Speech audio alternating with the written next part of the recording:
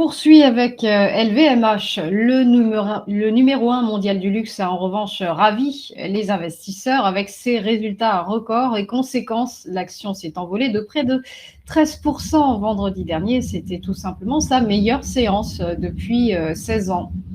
Exactement. Et alors, la dernière fois que je n'avais parlé ici même, la valeur était sous les 700 euros. À l'époque, j'indiquais que après de 900, la plupart des analystes en voulaient et que sous les 700, plus personne n'en voulait, en arguant effectivement qu'on était en ralentissement. Bon, évidemment, on sait bien que l'action et que l'entreprise a connu une période extrêmement faste suivant le Covid, et tout le monde et tous les gens à peu près sérieux savaient qu'elle ne pouvait pas donc maintenir les taux de croissance qu'elle avait connus sur ces périodes-là.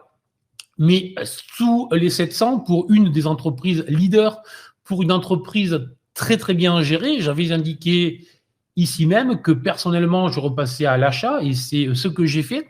Donc en étant positif, mais en étant patient, absolument pas sur un mode trading, sur un mode vraiment investisseur pour travailler une action, pour faire confiance au management de cette entreprise.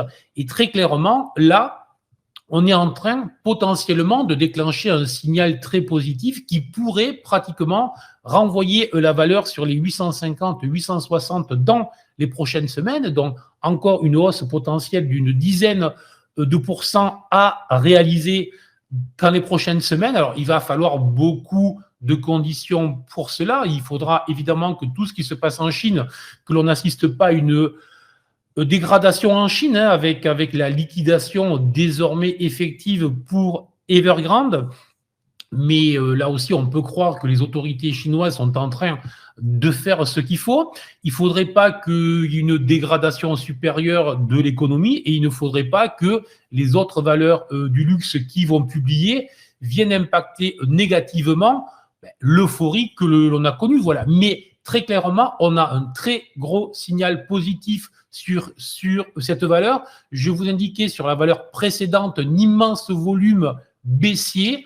On a eu là un immense volume à l'achat.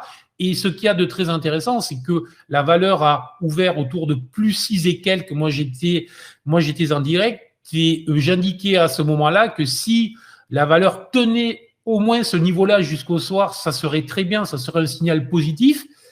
Elle a fait mieux puisqu'elle a fini à plus 6 encore en fait en journée, plus le volume, ce qui indique bien qu'il y a eu cette ouverture haussière.